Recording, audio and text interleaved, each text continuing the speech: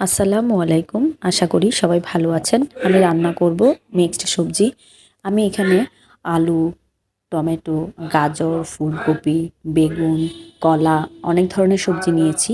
তো আমি সবজিগুলো ভালো করে ধুয়ে মসুরির ডাল ধুয়ে দিয়ে দিলাম পরিমাণ মতো লবণ, লাল মরিচের গুঁড়া, হলুদের গুঁড়া, ধনিয়া গুঁড়া, সব কিছু দিয়ে আমি পানি দিয়ে দিলাম। আমি এখানে 1 চামচ আদা বাটা, রসুন বাটাও দিয়ে দিয়েছি।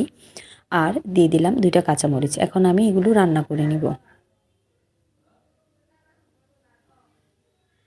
আমার রান্না হয়ে গেছে। এখন আমি এটা নামিয়ে নিব। নামিয়ে একটা কড়াই বসিয়ে এটাতে বাগার দিয়ে নিব। আমি একটা কড়াইতে তেল দিয়ে দিলাম। তেলটা গরম হয়ে গেলে দিয়ে দিলাম পাঁচফোড়ন।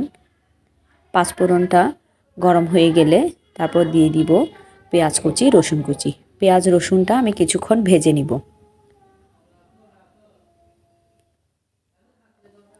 ভাজা হয়ে গেলে আমি যে তরকারিটা রান্না করে রেখেছিলাম সেটা আমি ঢেলে দিব।